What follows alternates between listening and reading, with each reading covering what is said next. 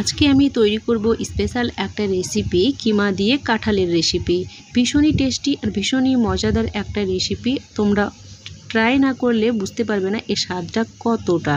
তো আজকে আমি যে তৈরি করব খুব সহজ পদ্ধতিতে, তো সেটাই তোমাদের সঙ্গে আমি দেখানোর চেষ্টা করছি। প্রথমত কাঁঠালটাকে আমি ডুমো করে কেটে একটু লবণ হলুদ দিয়ে 80% মতো সেদ্ধ করে নিচ্ছি।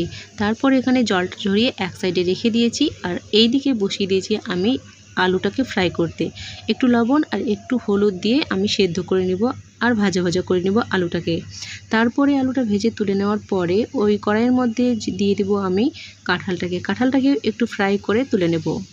তারপরে দেখো কড়াইয়ের মধ্যে তেল দিয়ে দিয়েছি। এবার তেল দেওয়ার পরে এখানে 1 টেবিল চামচ দিয়ে দিলাম আদা রসুনের পেস্ট।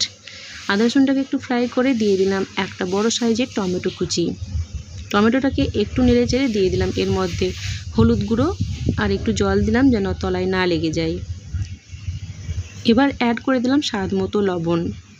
লবণ দেওয়ার পরে এখানে সমস্ত গুঁড়ো মশলাগুলো এক এক করে অ্যাড করে দিচ্ছি। জিরে গুঁড়ো, ধনে গুঁড়ো, লঙ্কা গুঁড়ো আর একটু গরম মশলার গুঁড়ো দিয়ে সমস্ত উপকরণগুলো ভালোভাবে এখানে মিশিয়ে নিচ্ছি। আর এখানে আমি একদমই কম মশলা দিচ্ছি, কারণ তোমাদেরকে পরে দেখিয়ে দিচ্ছি আমি।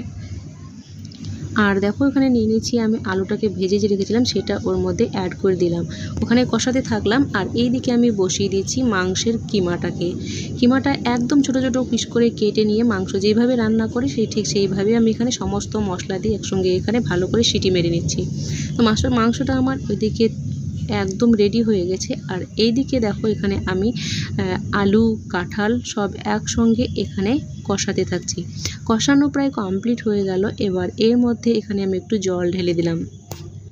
জলটা দিয়ে ভালোভাবে নেড়ে চেড়ে এবার এর মধ্যে অ্যাড করে দেবো আমি মাংসের কিমাটা দিয়ে ভালোভাবে কষাতে থাকবো।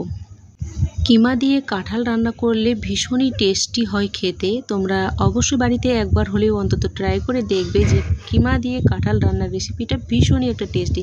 বানানোটা যতটা সহজ খেতেও কিন্তু দুর্দান্ত সো তৈরি হয়ে গেল একদম লোভনীয় স্বাদে কিমা দিয়ে কাঁঠালের recipe. Thanks for watching my video.